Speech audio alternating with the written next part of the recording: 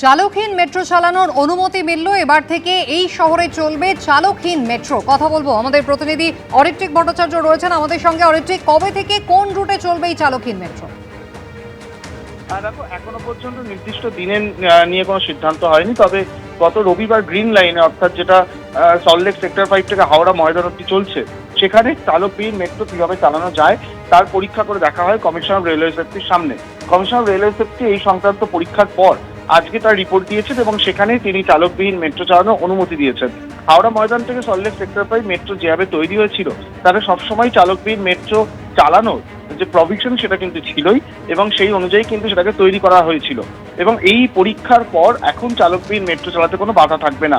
প্রসঙ্গত বলে রাখা দরকার, মেট্রোতে এই মুহূর্তে চালকের একটি ক্রাইসিস রয়েছে, চালকের সংখ্যা কম। এই যে পদ্ধতি, তাতে চালকের যে কেবিন সেটা যে সম্পূর্ণ ফাঁকা রাখা হবে তা নয়, তবে ট্রেন সেট অন, দরজা খোলা বন্ধের মতো যে কাজগুলো, সেটার জন্য কিন্তু চালক না থাকুক, ক্রু মেম্বার একজন থাকবেন। সেই ক্রু মেম্বার পুরো বিষয়টি নিয়ন্ত্রণ করবেন। সেন্ট্রাল পার্কের অপারেশনের যে কন্ট্রোল সিস্টেম সেটা থেকে সমস্তটি পরিদর্শন হবে, এরকমই পরিকল্পনা হয়েছে।